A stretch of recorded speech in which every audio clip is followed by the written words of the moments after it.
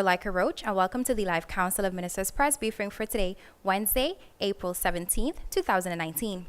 At this time, I invite the Minister of Public Housing, Spatial Planning, Environment, and Infrastructure, the Honorable Miklos Hiterson, to address you. Minister Hiterson.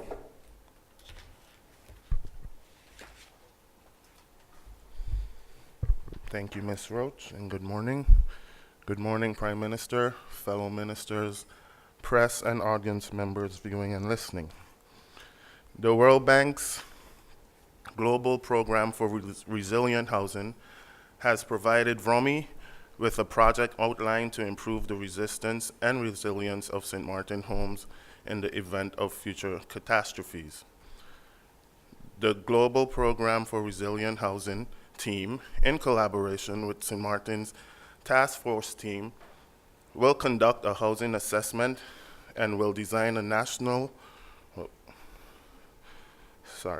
and will design,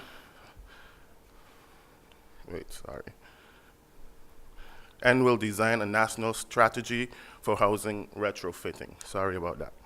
The team will use a three-step methodology that has previously and successfully been applied in Guatemala, Indonesia, St. Lucia, and Colombia. The research phase of the project will focus on the country's built-up areas, including South Reward, St. Peter's, Sucker Garden, and Dutch Quarter. The result of the data collection will allow VROMI to move forward with updating building ordinances and to provide housing profiles for future storm-resilient homes, down to the materials that should be used. The total cost for this project will be $120,000, which will be covered via a cost-sharing scheme with the St. Martin Task Team and the Global Program for Resilient Housing. The St. Martin's Task Team will share the total of $65,000. Next, VROMI, in collaboration with the police department, will continue another round of the countrywide cleanup campaign next month, where we will focus on car wrecks. A car wreck is defined as a motor vehicle on more than two wheels that is in a technically insufficient state of maintenance and an abandoned state. VROMI requests that persons with wrecks on their property urgently inform the ministry so that the wrecks can be removed at no cost to the home or landowner. You will be asked to provide your address and will be required to sign a waiver.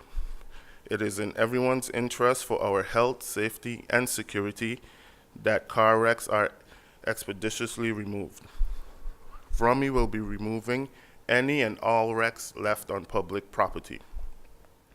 In other efforts to keep the roads in order and safe, there will be strict enforcements on parking restrictions, especially in the Phillipsburg area, where it pertains to curbside parking and pedestrian access.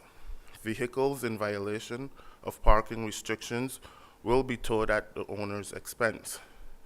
Government has secured an impound yard to store these vehicles to allow the police to strictly enforce the traffic laws and penalize those who violate them.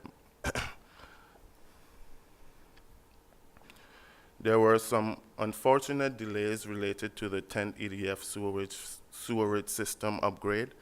However, following a conference call between myself, VROMI Supervision Company Ilaco, and upper management of Van Boekel in the Netherlands, we arrived at an agreement for work to resume in the Dutch Quarter area. There was an issue of payment for the general contractor, and this has been resolved.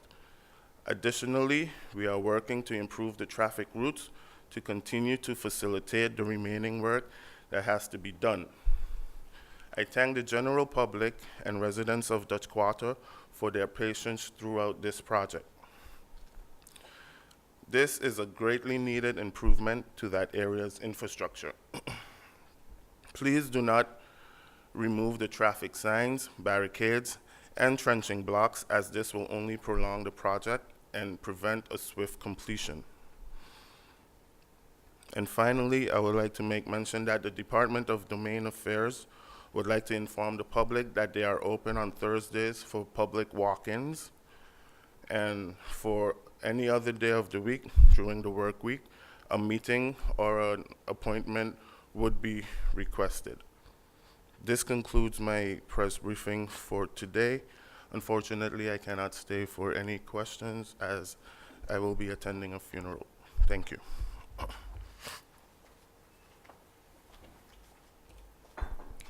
Thank you, Minister Heatherson, for your opening remarks.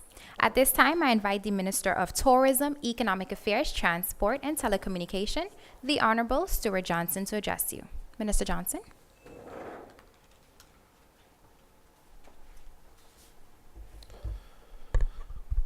Good morning to those listening via radio and watching on television or via Facebook.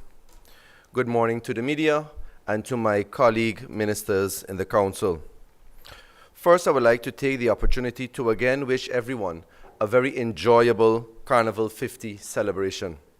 I want to encourage everyone to ensure that you participate in as many events as possible and that you can and make lasting memories, but do so responsibly. Secondly, every year, Sea Trade Cruise Global attracts thousands of people from around the globe who are eager to learn of innovations in tourism, at the largest business-to-business event for the cruise industry. This year, the event returned to Miami after 4 years and attracted a large group of exhibiting companies. It also attracted many international journalists whose objective included learning new details about participating islands so they can relay the news to the eager travelers globally. This year, as Minister of Tourism, I was happy to lead the local delegation to Sea Trade from April 8th to April 11th. The delegation included senior management from Port St. Martin, the St. Martin Tourist Bureau, along with my senior policy advisor. Additionally, our French counterparts of French St. Martin, the Vice President, Ms. Valérie Demasseur, and her team from the French Tourist Office, and the President of the collectivity, Mr. Daniel Gibbs, joined us as we continue our joint efforts to promote the destination. Interestingly, this year, one of the main topics discussed at Sea Trade was the future sustainability of tourism. For us here on St. Martin and the rest of the Caribbean region, we recognize that several factors adversely affect our continued efforts to lead the world in terms of attracting cruise visitors. These include natural disasters such as those experienced in 2017. Notwithstanding the devastation caused by Hurricanes Irma and Maria, and the fact that we are still rebuilding, our goal this year was to concentrate more on increasing our cruise visitor arrival. I am happy to report that already we have established a full commitment from Virgin Voyages, who will be deploying its second ship to our port for the 2021 tourism season. As we continue to rebuild our tourism product and boost economic activity, this news and more of its kind signify that St. Martin is on the full path to recovery. This news means a great deal also in terms of our continued efforts to attract new investors to the island. As you know, Virgin Voyages will have some unique single cabin designs that combines some of the world's most advanced technology with sleek Italian styles and offers some of the most famous restaurants on the water. Virgin offers the cruising lifestyle that the young and youthful have come to love and expect, and attracts a high-volume spending group. We look forward to welcoming the second Virgin Voyages cruise vessel to our rotation. I wish to commend the Sonesta Maho team for the return of the Chef's Night tonight, April 17th, until April 21st. This will be the 4th edition. But 2019 marks the first ever International Chef's Night, providing a gastronomic experience out of Sweden, Mexico, and Taiwan. This year's Chef's Night is being hosted by Chef Mr. Titan and Mr. Chef Stenen. St. Martin has been known as the capital of the Caribbean for gourmet, and despite the challenges brought on by the September 2017 hurricanes, thankfully the island has rebounded with new experiences for visitors to enjoy. Chef's Night will consist of 2 events taking place at the Sonesta Ocean Point's Azul restaurant. The menu for April 17th dinner will be inspired by each chef's cultural heritage, and the second dinner on April the 19th will celebrate the local flavors of St. Martin and the Caribbean, utilizing regional ingredients and products. Due to our resilience as a people and as a destination, over the past 18 months, the island has seen a number of new restaurants open, and those damaged have been repaired and have since reopened, and several others still to come back online. We still have the culinary magic and the culinary professionals offering a fusion of African, West Indian, American, and European-inspired options. I take this opportunity to welcome all participating chefs to the Friendly Island, and I wish them much success during the next 3 days of their culinary experiences. Another significant step reached at Seatrade was the finalizing of plans to have Aquila training program executed here on St. Martin in collaboration with a local organization. Beginning in May this year, they will be providing training for all frontline employees who interact with customers in their place of work. This will include persons working in the civil service, at the airport where you interact with visitors, and throughout the hospitality industry. We recognize that throughout the Caribbean and the rest of the world, many countries compete for visitor arrivals by offering some of the same types of natural resources, such as beautiful beaches, magnificent scenery, etc. But what will set us apart in terms of being able to attract the return of visits will be our service level. This is not just important, but for the immediate boost in business that excellent customer service brings, it is also essential as we continue to work towards sustainable redevelopment of our destination and the attraction to our destination of the high caliber of tourists. We must create an environment that offers the highest level of customer friendliness at every point of contact with our visitors. To do this, we will provide as much training as possible for our frontline employees. As a tourist destination, it is our business to be extra courteous to our customers, whether visitors or residents. This must be a standard for all organizations, and we must accept nothing less, or we will risk diminishing our tourism product because of our failure to embrace these opportunities for improvements. I trust that everyone who works on the front line as our ambassadors will take in the vital information and execute customer service best practices at all levels. Finally, the reminder of the public notice I disseminated this week. As Minister in charge of Tourism, Economic Affairs, Transport, and Telecommunications, I hereby make known of the following: that on Friday, April the 19th, 2019, Good Friday, is an official holiday. In keeping with the law on shop closure, all places of businesses must be closed on this day, including all standalone casinos. In accordance with Article 3 of the law on shop closure, the aforementioned is not applicable to the following businesses: pharmacies, as far as it concerns the sale of medicine and medicinal products; bars and restaurants; hotel and guest houses; stores located in hotels and on airport and harbor premises; funeral parlors; gasoline stations; and bakeries selling pastries, milk, and milk products. No dispensation will be granted for stores to be open on Good Friday, April the 19th, 2019. At this time, I look forward to any questions from the media.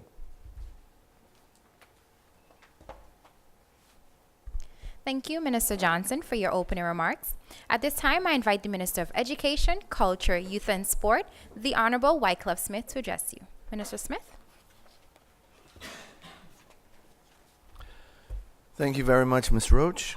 Greetings to all gathered here this morning, Madam Prime Minister, honorable colleagues, the Department of Communications, members of the press, as well as those listening and viewing via radio, television, or social media. Good morning, Sualiga. The MAC Reverend John A. Gums campus and the Braulia F. Maillard campus have been admitted into membership in the UNESCO Associated School Program. The MAC High School was the first UNESCO-associated school on the southern side of the island. Both elementary schools of the MAC thereafter applied, and they have received membership. These schools have committed to promoting UNESCO's ideals and reinforcing the humanistic, cultural, and international dimensions of education through innovative teaching and learning approaches and practices in their schools. UNESCO and the Associated Schools Program National Coordinator, Ms. Macelia Henry, will provide technical guidance and support to their work, assisting in communicating and collaborating with the other UNESCO schools. They will also share good practices and the results of their work, as well as the work of the other schools. UNESCO St. Martin has also successfully conducted wire bending workshops with the MAC School and with the Oranje School. I had the pleasure of receiving a presentation from the participating students in the afternoon school program of the Oranje School on what they learned from Mr. Lambert, their wire bending instructor, who had graciously seized the opportunity to share his knowledge and to pass on this aspect of our cultural heritage to another generation. Our culture must be preserved and transmitted to our youth for continuity of all local activities and identity. The CMARC reopens. The St. Martin Archaeological Center has officially reopened at their new location on the Welgelegen Road, number 33. Dr. Jay Haviser and his team have organized this new space efficiently, using the office space plus one container unit to store, archive, and catalog all the artifacts that were salvaged after the devastating storms of 2017. I wish them much success in their endeavors as they continue to unearth pieces of our past and make our history known to all. On Sunday, April 28, 2019, SCDF will present the Children's Parade combined with a cultural parade supported by efforts of the Department of Culture. In past exploratory conversations with SCDF on ways in which there can be more collaboration between SCDF and the Department of Culture, it was decided that the department would expand the cultural presence in Carnival. Last year, it was established that the Department of Culture would assist with building a cultural showcase in collaboration with the SCDF. This year, the collaboration has been broadened to include both a cultural parade and a cultural night showcase. The Children's Parade has been augmented to include a cultural presentation. Several associations have registered to participate in the cultural parade. These include thus far the Indian Merchant Association, the Guyanese Association, Fundación Semana Dominicana, Guadeloupe Chef Locomotive, and Funtopia.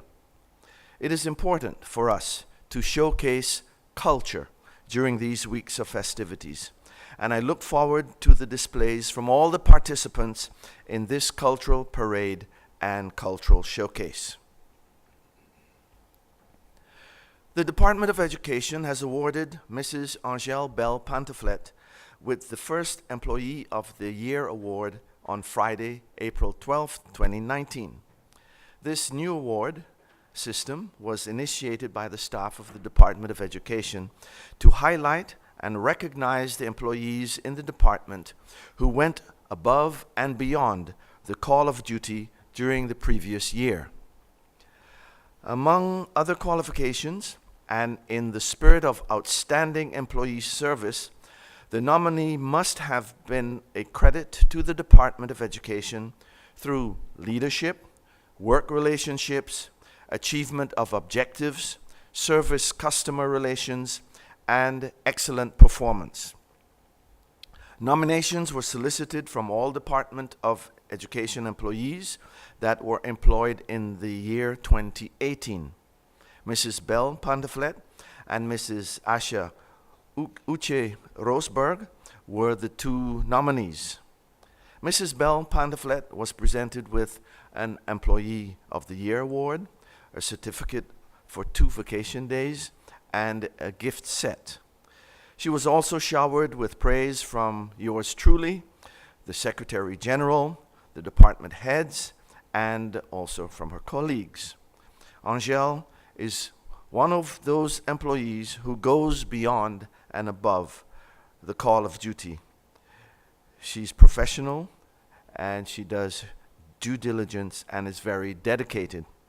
I again join the Department of Education in congratulating Mrs. Angèle Belle Pandeflet with her Employee of the Year 2018 award.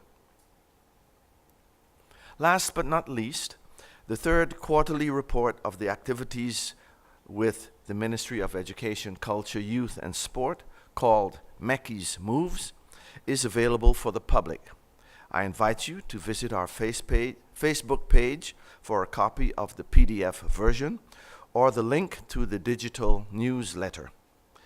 As we approach Easter weekend, I pray that each of us takes some time to reflect on the mercies of our Almighty and the loving kindness extended to us through the life, death, and resurrection of His only begotten Son. Knowing that in our Savior we are a living hope, we can walk in that faith into a brighter future. Remember, when we unite and when we focus, together we will reset, rebuild, and restore our friendly island home. Thank you for watching and for listening, and I'll be available for any questions if you have any. Thank you, Minister Smith, for your opening remarks. At this time, I invite the Minister of Public Health, Social Development, and Labor, the Honorable Emil Lee, to address you. Minister Lee.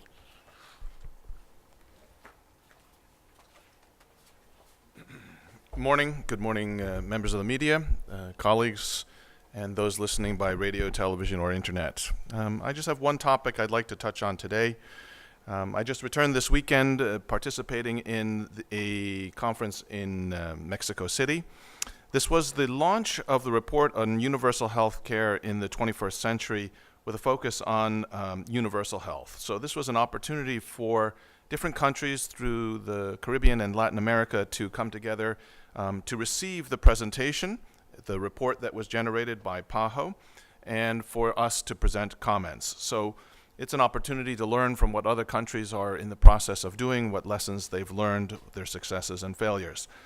There were 28 different countries in attendance, 18 different ministers of health, and representatives from all different levels of the Mexican health authority and their political establishment. And I think the report really is a validation that the efforts and the process that St. Martin's going through is very much in line with global trends and principles that have been laid out in the document, as well as through PAHO and the WHO. And the principles of solidarity, meaning that, like all insurance funds, it really depends on everybody in the community paying their fair share to make sure that we can appropriately finance our healthcare system. And also based on the fundamental belief that healthcare is a basic human right, and it is served as the foundation in the development of our legislation that we're getting ready to present to Parliament. So the idea was that the report was presented. This is the report, Universal Health in the 21st Century, 40 Years of Alma Mater. This is a report that was generated by a high-level commission. And the idea is that it was an opportunity for us to give feedback on the report. And there were 10 specific recommendations, and I'll run through them very quickly. Recommendation 1, to ensure that the establishment of an institutional model that enables the state to meet its responsibilities to guarantee the right to health within the broader human rights framework. So meaning that ultimately it's the government who has the responsibility to ensure that access to health care is there for all of the people. Number 2, to develop people and community-based primary health care models on care that take into account human diversity, interculturalism, and ethnicity. So again, meaning that it's not a policy that discriminates based on race or religion. Recommendation 3, create social participation mechanisms that are genuine, deep, inclusive, and accessible, and that embody the perspective of diversity to guarantee full exercise to the right of health. Again, going back to the very fundamental belief that access to health care is a basic human right. 4, to create mechanisms to regulate and oversee the private sector that are consistent with the objective of ensuring the right to health. So in different models, there are some models where there's a hybrid, where there's a government-based social model and there's a private sector model, meaning that we need to ensure that the private sector also participates in this scheme. So it needs to be an inclusive model. 5, eliminate the barriers to access to universal health, what we've talked about already. 6, address the processes of social determination through intersectoral health interventions that promote substantive changes in the environment, social, economic, housing, and basic infrastructure conditions for a population in a given territory. And this is a topic that had a lot of conversation in the conference, and really what we're referring to is that the overall health and wellness of the population depends a lot more than just on the Ministry of Health. It also depends on housing, on environment, and it goes back to what the ministry is already working on in terms of our what we call health in all policies. 7, position public health as a linchpin in the state's response to the transformation of our healthcare system. So as we're reforming our healthcare system to make sure that there's a heavy public health perspective to that, of course. 8, recognize human resources as protagonists in the construction and consolidation of the primary healthcare models. So in other words, don't just focus on building new hospitals or institutions, that upgrading the skills and making sure that we have appropriate amounts and qualities and qualifications of the people that deliver those services. Again, something we're working very diligently on within the ministry. 9, to promote rational use and innovation of technological resources to serve the population's health needs. And again, this is a topic that had quite a bit of discussions. You know, as the healthcare industry evolves around the world, there's a lot of new technologies that are coming out, a lot of new medications, some of which are very expensive, some of which the benefits in terms of maintaining the overall health of the population are still to be determined. And so finding that right mechanism of what's appropriate and what is financially affordable is a key part of the recommendations. And their last recommendation is to develop a financing model that ensures sufficient quality, equity, efficiency, and sustainability. And so one of the opportunities as a participant was really to provide comments to the commission in terms of what our feedback on the report was. And as normal, I was fairly vocal in terms of my opinion. And I voiced that there's 2 things that I think the report could have taken into heavier consideration.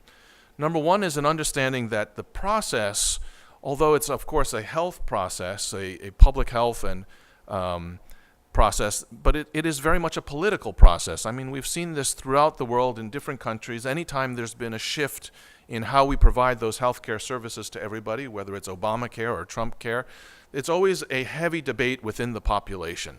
And so there needs to be, I think, a greater recognition within the report that in the end it's a political process, and guiding not only through the healthcare ingredients and the financial ingredients, but also from a political perspective, how do we go about bringing this into a reality? And actually in many countries, it's been the labor unions who have fought for this type of change in our healthcare systems. And the second point that I brought up is that the report touches on the financial sustainability, but I believe that in the end, this really does boil down to making sure that there's substantial and adequate financial resources. And I think that more efforts could have been put into, number 1, the composition of a high-level commission, ensuring that there were more representatives that from the economic and financial side. And I think that still the report could do more in terms of elaborating different models that countries have used and what the successes and failures of those have been. So I certainly made sure that St. Martin's voice was heard, but again, I think that when you look at the recommendations in the report, St. Martin is very much on the right track, and we take it as a validation that what we're doing is correct. So thank you very much. Thank you, Minister Lee, for your opening remarks. At this time, I invite the Prime Minister and Minister of General Affairs, the Honorable Leona Romeo Marlin, to address you. Prime Minister. Thank you, Ralaika. A pleasant good morning to all. My colleague, ministers, members of the press, good morning, St. Martin. This morning, I begin with an announcement from the Civil Registry Department, and that is the public is reminded to verify the validity of their documents, such as ID cards, passports, driver's licenses. Persons are encouraged to make use of the online appointment platform to schedule their appointments for these services at the link appointments.stmartingov.org/services. As an added convenience for the clients of the Civil Registry, walk-in customers are welcome to obtain registration forms at the Phillipsburg branch between the hours of 8:30 to 10:30 a.m. from Monday to Friday. Appointments for this service are still possible. If a client requires more information on the services of the Civil Registry, persons are advised to review the department's information and requirements available on the government's website, www.stmartingov.org, under the Civil Registry Department's tab. My second announcement is with respect to the recovery. Earlier this week, the National Recovery Program Bureau issued a press release on the Bureau's mandate to prepare and implement trust fund projects. Moving forward, the National Recovery Program Bureau will continue to update the public on the status of the different trust fund projects. Within the past few days, there have been a number of advances made in the implementation of specific trust fund projects. This includes the finalization and signing of 2 noteworthy contracts, one being with Drager, an international manufacturer of medical and safety technology products, for the provision of urgently needed safety equipment to our fire department. A second contract was signed by the Director Connor with LSC Environmental Solutions to purchase alternative daily cover material designed to better cover the landfill garbage. This should also help to reduce the number of flare-ups on the landfill prior to the start of the fire suppression activity on the emergency debris management project. Furthermore, the first phase of repairs to the police station in Phillipsburg and in Simpson Bay are expected to be completed within the next few days. Next week, I'll be traveling to Washington, D.C. to attend the biannual meeting of the Steering Committee with a small delegation, including the Steering Committee representative, Mr. Marcel Gums, and the Bureau's director, Mr. Claret Connor. The purpose of the trip is to be present as new projects for financing are submitted, deliberated, and hopefully approved by the Steering Committee of the Trust Fund. The start of Hurricane 2019 is just a few months away, and the names of the possible hurricanes for 2019 has been published. As Minister of General Affairs with the responsibility of disaster management, I hereby update you on the latest plans for this year's Hurricane Expo and Disaster Conference. This year's Disaster Conference is scheduled to take place on July 5th at the Bel Air Community Center from 8 a.m. to 5 p.m. The conference brings together all of the emergency support functions, so the ESF groups that form the Emergency Operations Center, EOC, and key external stakeholders under one roof for presentations and discussions related to the ongoing strengthening and preparations for the upcoming hurricane season. The theme for this year's conference will center on communication. Plans for the Hurricane Expo 2019 are also in full gear with a date set for June 22nd, barring any unforeseen circumstances. The Hurricane Expo is an event catered specifically for the public to come up and obtain key information on hurricane preparedness. Preliminary plans have been drawn up to execute a community-wide outreach information campaign that takes a group consistent of government, NGOs, and businesses into the district leading up to the main event on June 22nd. The goal is to deliver pertinent information to individuals and their families that can benefit them before and after a hurricane. In more news related to disaster management, based on past experiences of Hurricanes Irma and Maria, a back office to support the Emergency Operations Center has been developed. The back office will be responsible for compiling all relevant data and information, analyzing said data and information, logistics, and mapping. Other tasks of the back office are the documenting of all EOC proceedings and generally ensuring a smooth functioning of Emergency Operations Center. The development of the first ever back office has been spearheaded by the Department of the Interior and Kingdom Relations, BAC, and supported by the Fire Chief, who also holds the function as National Coordinator for Disaster Management. The appointment of a coordinator for the back office is ongoing with the aim of completing the selection process prior to the start of hurricane season 2019. Via this medium, I am calling on all residents, guests, and businesses, if you have not yet started, to begin the initial planning processes of preparing your family, property, business for the upcoming hurricane season. Let us get prepared, as it only takes one. Last Saturday, a meeting was held with representatives of the collectivité responsible for the projects on the French and Dutch cooperation. Included was Senator Guillaume and the president of the French collectivité, Mr. Daniel Gibbs, and also the Minister of d'Outre-mer, Mrs. Jardin. Discussed was the status of the ongoing projects, preparations for the upcoming technical and Q meeting that will be held in the Q meeting in The Hague, the technical meeting I believe in St. Martin. I would like to take this opportunity to thank the committed persons who have all committed to ensuring that these projects will come into full completion. Projects such as the Belle Plaine project, water waste management plant in Cole Bay, the cleanup of the Simpson Bay Lagoon, cooperation with the French side with the police, just to name a few. Before I conclude, on behalf of the government of St. Martin, I take this opportunity to wish everyone an enjoyable Easter weekend. Traditionally, persons go camping or flock on our beautiful beaches. Thus, I'm asking everyone to be very careful and vigilant as you have fun over the holidays and not forgetting the purpose of Easter, or the reason for Easter celebration. Additionally, we know that the start of Carnival follows Easter, so I implore each of you to make wise choices that ensures your safety and security as the 50th Golden Carnival is being celebrated. I thank you, and I await your questions.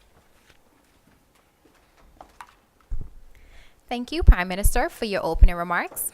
If you've just joined us, you are watching the live Council of Ministers press briefing.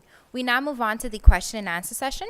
Stephen Cerillion of PJD2 Radio, you have the floor. Thank you, Ministers, Prime Minister, good morning. My question is for the Prime Minister, seeing the fact that the Minister of Finance isn't here.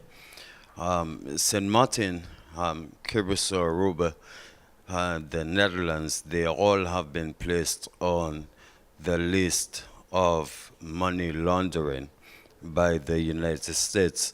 From St. Martin's perspective, what has been done to eradicate ourselves from this negative list?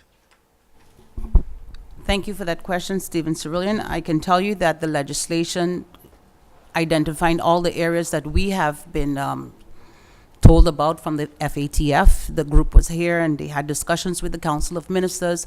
So we have made the necessary changes and laws that had to be implemented, and it's at Parliament for discussion. Thank you, Prime Minister. Lyndon Brown of BCN-TV, you have the floor. Good morning to the people of St. Martin and to our ministers today. Question to Minister Johnson. Recently, you mentioned about the drone, and you specify the areas being restricted. But recently, there was a shooting of a drone in the area of the prison. And so far, can you lead the people of the document where they can get a hold of this document, the law of the drone? Because according to my understanding, the document have not reached to the police station as yet. So to embedded this document. I think it need to be polarized so that people don't take it as a joke. So respond to us, please, Minister Johnson. Thank you, Mr. Brown, for your statement, and I believe your question was intertwined into all of that. So, indeed, when I disseminated the drone policy, it was disseminated in regards to which areas were restricted. It was publicized via all forms of media, inclusive DCOM provided it on all social media, as well as all subsequent publications. It was also said here at this press briefing, so I think it's widely known of what the policy says and what it dictates. In reference to the remark at the detention center in Point Blanche, that was a judgment call that supersedes my jurisdiction, and was made based on what they felt was necessary to do under the scope of responsibilities that the competent persons had. And of course, if there's any other clarities needed in regards to the drone policy, persons can present their attention to those publications and see for themselves in black and white, or contact the Department of Civil Aviation in regards for further information. Thank you, Minister Johnson. We now move on to the second round of questions. Stephen, you have the floor. Minister of TIAT, the chairman of the supervisory board of the airport, Mr. Dykhoff, has decided to tender his resignation. Firstly, have you received the resignation letter? And if you have, has it been accepted? And what are the reasons given for he deciding to tender his resignation? Thank you, Stephen, for your question. And I did yesterday, via email correspondence, receive a brief one-sentence indication of his resignation that will be effective by the end of this month. The resignation, of course, comes after that. We have already disseminated that the Council of Ministers, and in particular a shareholder representative, have started with the dismissal process for the board of the holding of the airport. Right now, the Corporate Governance Council had received a letter from me on April the 5th, or the beginning of that week, that came after in regards to the dismissal of the board. That process is ongoing, and soon we will be finalizing the necessary vetting of the credentials and making sure that the board, a new board, goes in within short. So indeed, that process is continuing, and then ultimately the resignation has been accepted.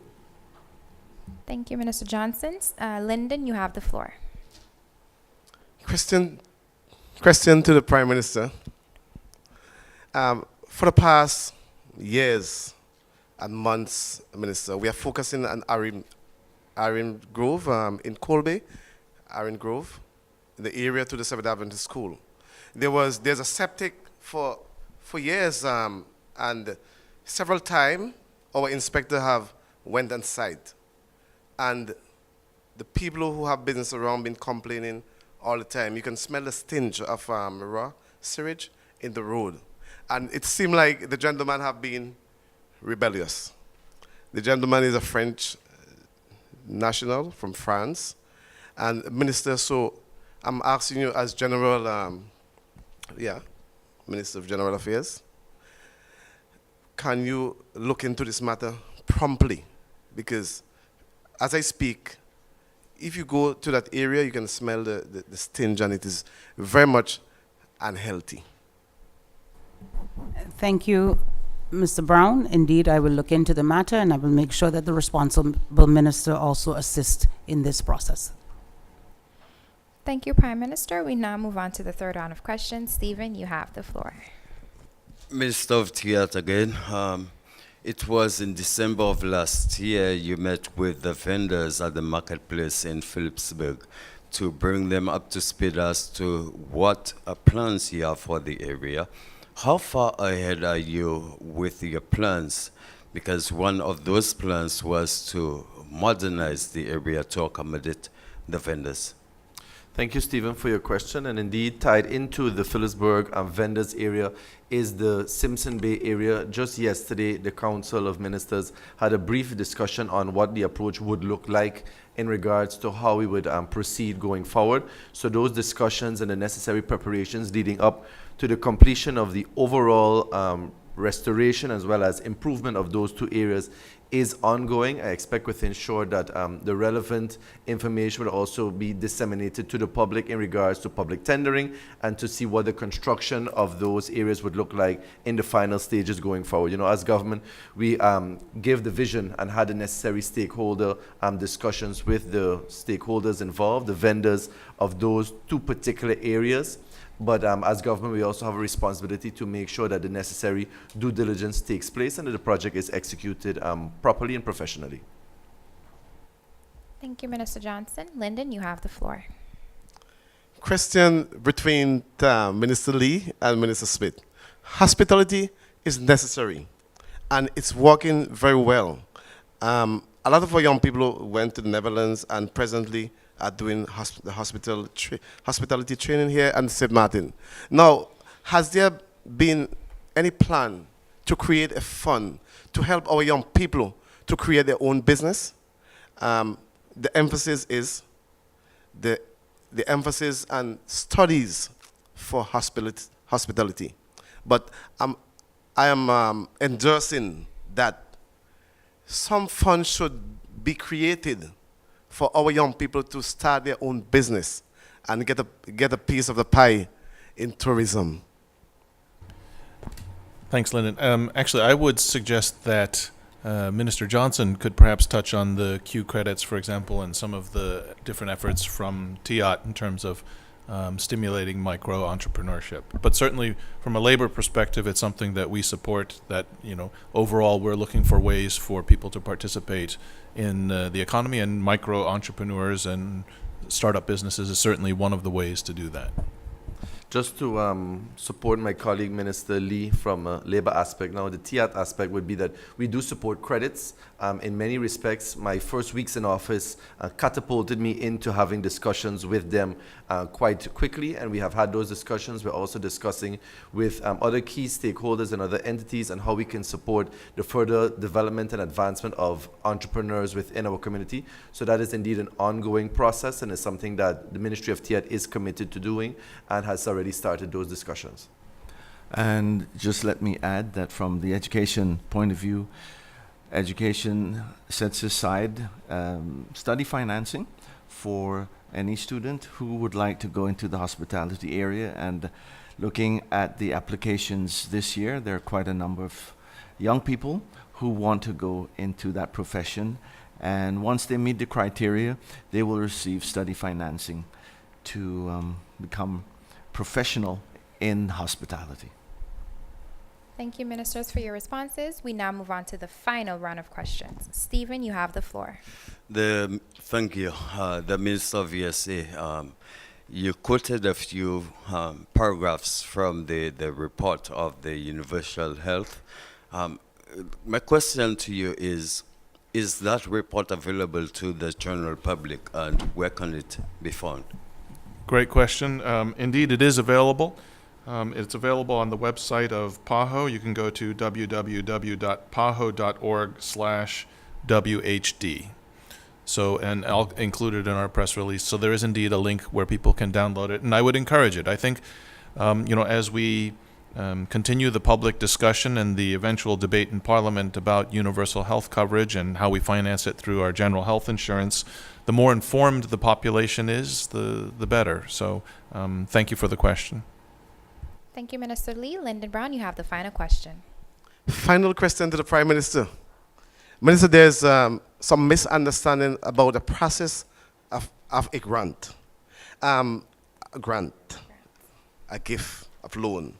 Could you explain to the people what's the process surrounding a grant? Do the government of St. Martin is responsible, meaning that areas that needed finance, that they will make an application to the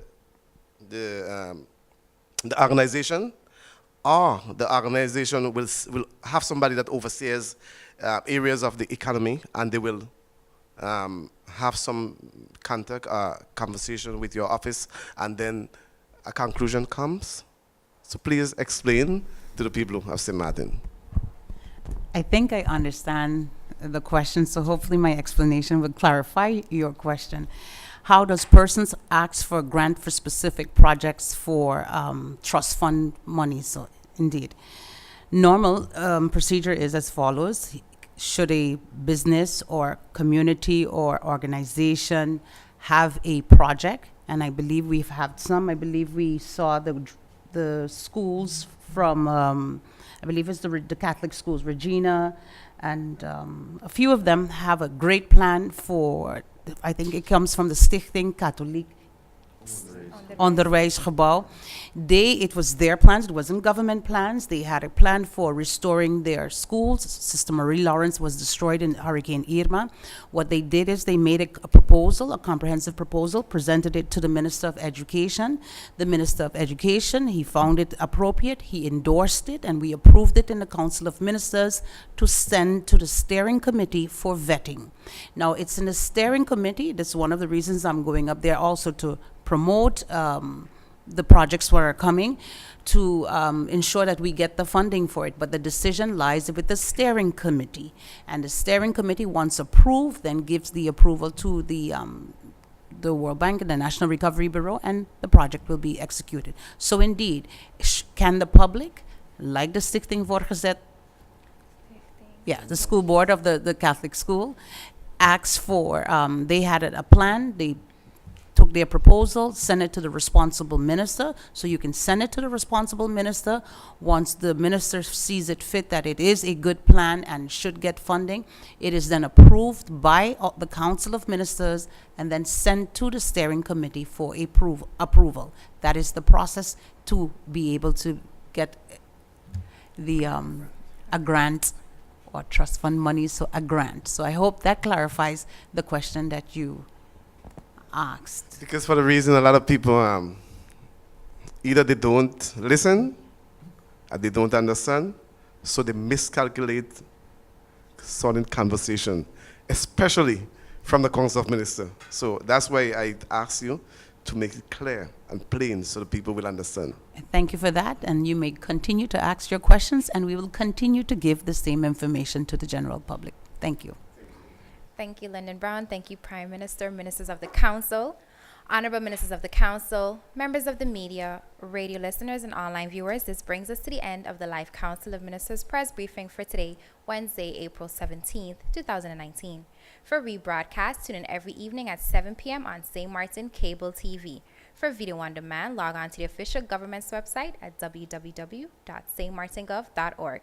On behalf of the Department of Communication, I'm Rolika Roach, and do have a pleasant day further.